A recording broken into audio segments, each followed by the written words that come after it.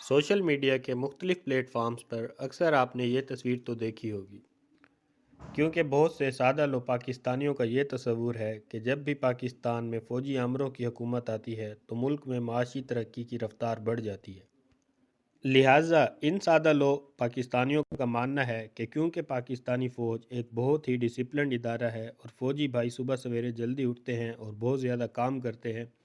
تو ان وجوہات کی بنا پر پاکستان میں فوجی حکومتوں کے زیر اثر معاشی ترقی ہوتی ہے۔ جبکہ دوسری طرف کچھ سادہ لو پاکستانیوں کا یہ بھی ماننا ہے کہ کیونکہ پاکستانی فوج ایک کرپٹ ادارہ نہیں ہے اور سیاستدان کرپٹ ہیں، تو اسی لیے فوجی آمروں کی حکومتوں میں پاکستان معاشی میدان میں خوب ترقی کرتا ہے۔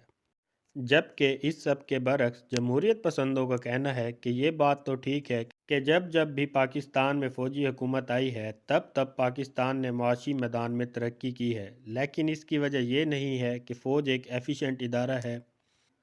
یا پھر فوجی امیر کرپٹ نہیں ہوتے، بلکہ اس معاشی ترقی کی وجہ ہے امریکی امداد۔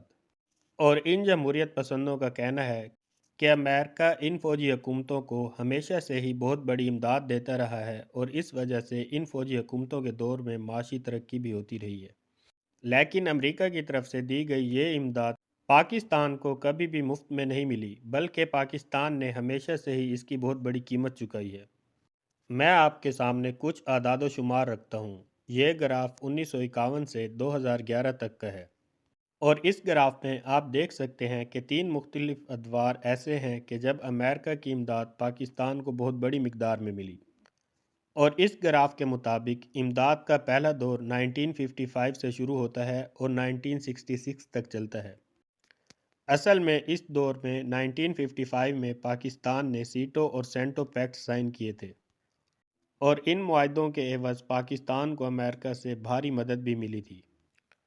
لیکن پھر جب 1965 میں پاکستان اور بھارت کی جنگ ہوئی تو 1966 میں امریکہ نے یہ امداد بند کر دی تھی، کیونکہ امریکہ کا موقف تھا کہ امریکہ پاکستان کو یہ امداد تو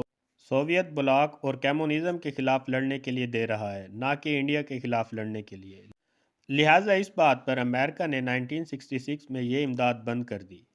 اور پھر امریکی امداد کا دوسرا دور تب شروع ہوا کہ جب افغانستان کے اندر سوویت یونین کی فوجیں داخل ہوئیں، اور ان سوویت فورسز کو کاؤنٹر کرنے کے لیے امریکہ پہلے آپریشن سائیکلون کے ذریعے سے سیکریٹ ایڈ اور اسسٹنس افغان مجاہدین تک تو پہنچاتا رہا تھا، لیکن پھر بعد میں ان سوویت فورسز سے لڑنے کے لیے امریکہ نے پاکستان کو بھاری امداد دینا شروع کر دی تاکہ پاکستان مجاہدین کو آرگنائز کر سکے اور سوویت یونین کے خلاف انہیں لڑوا سکے۔ اور پھر 1988 میں جیسے ہی سوویت یونین نے افغانستان سے وِڈ ڈرا کر لیا تو پھر امریکہ نے جنرل ضیاء کے ساتھ ساتھ اپنی امداد کی بھی چھٹی کر دی۔ اور آپ کو یہ جان کر بھی حیرت ہوگی کہ 1990 کی دہائی میں کہ جب پاکستان میں جمہوریت بھی تھی، اس دور میں پاکستان کو امریکہ کی طرف سے کسی بھی قسم کی کوئی امداد نہیں دی گئی۔ اور اس امداد کا تیسرا دور شروع ہوا 9/11 کے بعد، کہ جب سپٹمبر 2001 میں 9/11 کا واقعہ ہوا اور یوں مشرف حکومت کو خوب امریکی امداد بھی ملنا شروع ہو گئی۔ امریکی امداد کے یہ تینوں ادوار ایسے ادوار تھے کہ جب پاکستان میں فوجی حکومتیں تھیں۔ ان میں سے پہلا پیریڈ ایوب اور یحییٰ کا پیریڈ تھا، جبکہ دوسرا پیریڈ ضیاء الحق کا اور تیسرا پیریڈ پرویز مشرف کا تھا۔ اور ان تینوں ادوار میں پاکستانی فوج امریکہ کے لیے کوئی نہ کوئی ایسا کام ضرور کرتی رہی تھی کہ جو امریکہ کے لیے جیو اسٹریٹجیکلی اہم تھا، اور اس سب کے بدلے میں امریکہ پاکستان کو پیسے دے رہا تھا۔